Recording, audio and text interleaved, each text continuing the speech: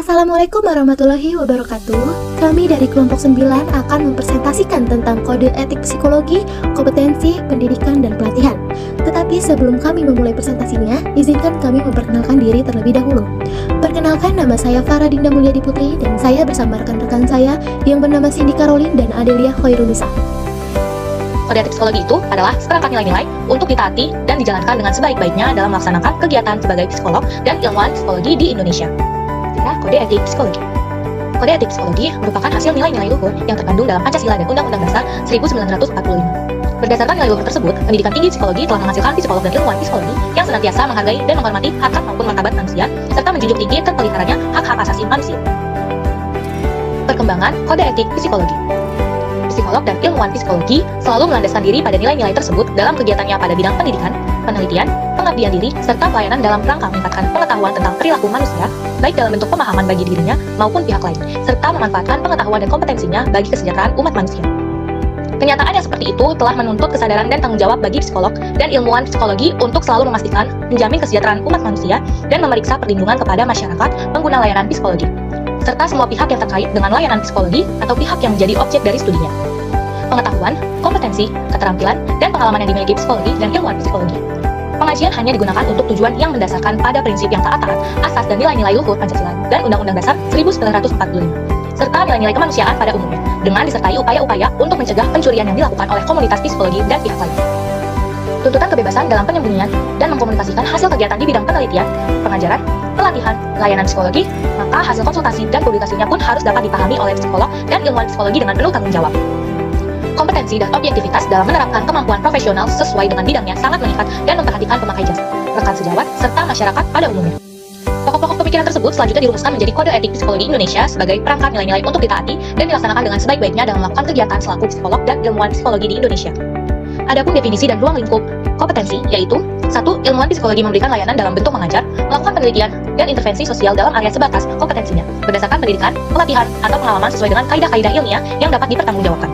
2. Psikolog dapat memberikan layanan sebagaimana yang dilakukan oleh ilmuwan psikologi, serta secara khusus dapat melakukan praktik sebanyak 35 kali, yaitu tertera pada di 138 Juni 2010 psikologi, terutama yang berkaitan dengan asesmen dan intervensi yang ditetapkan setelah memperoleh izin praktek sebanyak kompetensi yang berdasarkan pendidikan, pelatihan, pengalaman, terbimbing, konsultasi, telaah, dan pengalaman profesional sesuai dengan kaidah. 3. Psikolog dan ilmuwan psikologi dalam menangani berbagai isu atau asupan kasus-kasus khusus, misalnya terkait penanganan HIV atau AIDS, kekerasan berbasis gender, orientasi seksual, ketidakmampuan atau kebutuhan khusus, atau yang terkait dengan kebutuhan kekhususan ras, suku, budaya, asli kebangsaan, agama, bahasa, atau kelompok marginal. Penting untuk mengupayakan penambahan pengetahuan dan keterampilan melalui berbagai cara seperti pelatihan, pendidikan khusus, konsultasi, atau supervisi terbimbing untuk memastikan kompetensi dalam memberikan pelayanan jasa atau praktik psikologi yang dilakukan kecuali dalam situasi darurat sesuai dengan pasal yang membahas tentang itu.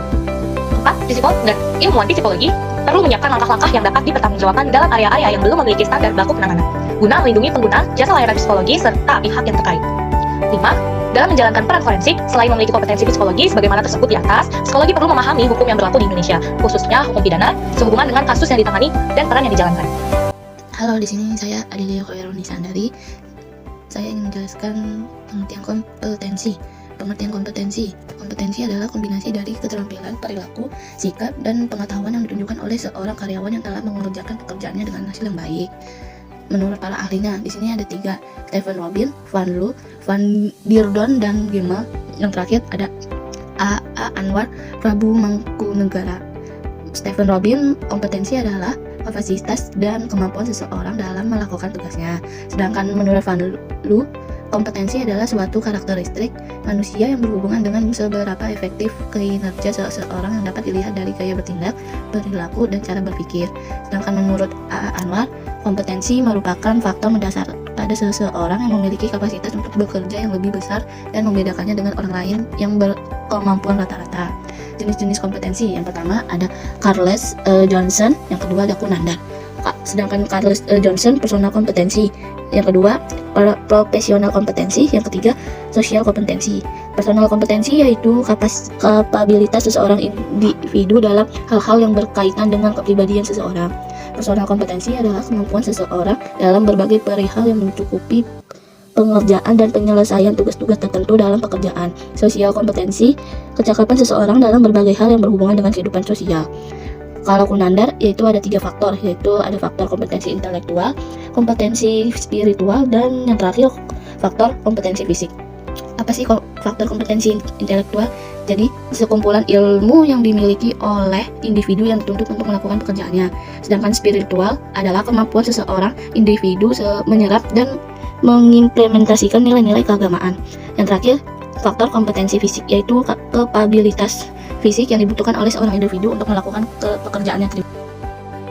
Di sini ada konflik. Pengertian konflik suatu kondisi ketika ada 2 ataupun lebih pandangan, kepercayaan, keinginan, kepentingan, kebutuhan yang berbeda, nilai tidak selaras, berseberangan, dan tidak sejalan. Menurut para ahlinya, di sini ada 3. Ada Aloy Lilliberry, De Moor, dan Dean Gifford, dan Jeffrey Z. Rubin. Kalau menurut Aloy Lilliberry, konflik adalah suatu bentuk pertentangan alamiah yang berasal dari individu ataupun kelompok karena mereka terlibat mempunyai perbedaan kepercayaan, sikap, kebutuhan, dan nilai. Sedangkan menurut De Moor, dalam sebuah sistem bisa dikatakan ada konflik jika para penghuni sistem tersebut membiarkan dirinya atau kelompok dibimbing oleh tujuan atau nilai yang bertentangan dan hal tersebut terjadi secara besar-besaran. Yang terakhir ada Dean Gifford. Menurut Dean Gifford, istilah konflik dalam bahasa aslinya mempunyai arti sebagai perkelahian, peperangan, dan perjuangan yang berbentuk konfrontasi fisik antar beberapa pihak. Pendidikan adalah proses pengubahan sikap dan tingkah laku individu, kelompok, atau komunitas yang bertujuan membawa ke arah yang lebih baik melalui upaya pengajaran dan pelatihan. Pelatihan adalah kegiatan yang bertujuan membawa ke arah yang lebih baik yang dapat dilaksanakan oleh perguruan tinggi, IMSI, asosiasi, atau ikatan minat, dan praktik spesialisasi psikologi atau lembaga lain yang kegiatannya mendapat pengakuan dari IMSI. Dan penjabaran program pendidikan dan pelatihan.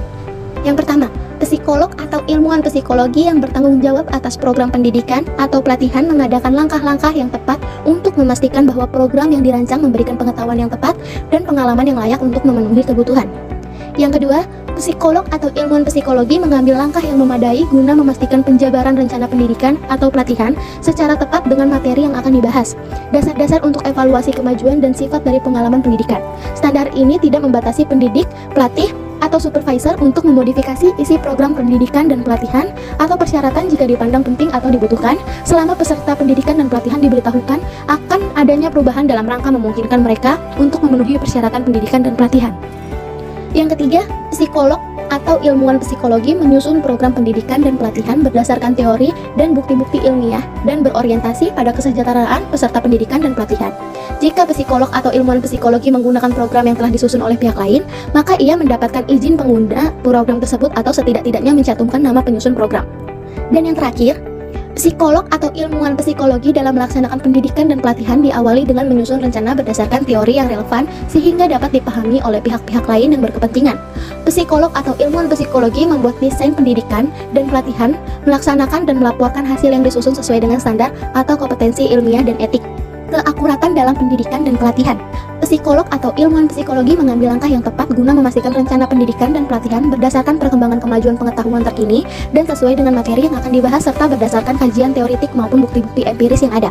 Pasal ini menjelaskan bahwa psikolog dan ilmuwan psikolog dalam mengambil langkah dalam pendidikan dan pelatihan harus berdasarkan perkembangan kemajuan pengetahuan yang ada.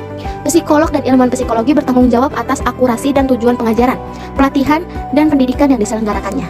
Saya sudah presentasi kami kali ini, kurang lebihnya kami mohon maaf. Wassalamualaikum warahmatullahi wabarakatuh.